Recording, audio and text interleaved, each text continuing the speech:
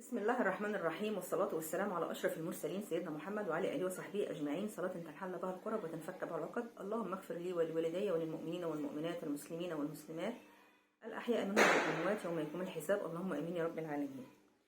الذين تركوا كل شيء في يد الله سيرون يد الله في كل شيء.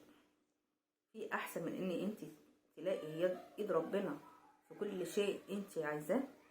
لما ربنا يبقى معاكي في كل حاجة أحسن من العبد يبقى معاكي في كل حاجة. أحيانا بتطلبي المساعدة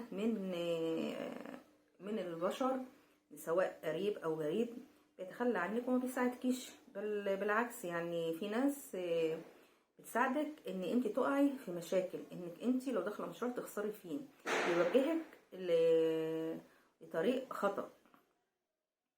فانتي عارفه المثل يعني ايه اللي بيقولك اعقلها وتوكل. انتي استشيري نفسك واستشيري ربنا ووكلي ربنا في اي امر انتي بتدخلي فيه. بس طبعا ربنا ادانا عقل نفكر وندرس الموضوع اللي احنا داخلين فيه ونقول يا رب. وزي ما قلنا في المقدمه، يد الله فوق فوق كل شيء. يد الله احسن من ايد العبد في إلجاء ربنا في كل تصرفاتك، في كل متطلباتك. وربنا ان شاء الله ما بيغزلش عبد ابدا ابدا ابدا. ولو انت